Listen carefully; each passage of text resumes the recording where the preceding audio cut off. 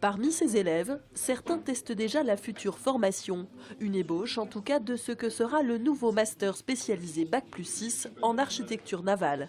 C'est grâce au partenariat entre l'ENSTA Bretagne et l'école d'architecture de Paris-La Villette que va naître un nouveau diplôme. Une douzaine d'étudiants suivront la future formation, à mi-chemin entre le métier d'architecte naval et celui d'ingénieur naval. Une polyvalence rare dans les métiers de la conception navale en France. En France, donc, on est quelques écoles, pas nombreuses, à avoir un diplôme en architecture navale. Alors, la différence, c'est qu'il y en a une qui est beaucoup plus orientée technique, c'est la formation d'ingénieur, et une qui est plus, on va dire, tournée autour de l'homme, de l'humain dans le bateau.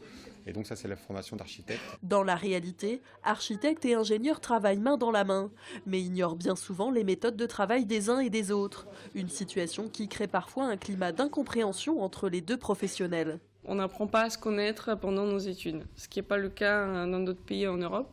Et ça, c'est assez dommage parce qu'après, on se retrouve dans le champ du métier. Et du coup, on n'a pas toujours un vocabulaire commun. On a déjà effectué des stages et je sais que pour certains élèves qui est demandé par exemple d'avoir plus d'expérience dans le dessin par exemple, ce qu'on ne fait pas forcément à l'école et qui est fait plus en architecture. Pendant un an, une synthèse des deux formations sera donc proposée. C'est vraiment très complémentaire ce qui se passe à l'école d'architecture et à l'école d'ingénieur. Et ça nous permet à développer, pour nous les architectes, un vocabulaire plus technique et pour les ingénieurs, se sensibiliser aux notions d'architecture. Les étudiants suivront les cours d'ingénierie navale et d'architecture navale dans les deux écoles à Brest et Paris. Une sorte de jumelage de lieux, mais aussi de compétences.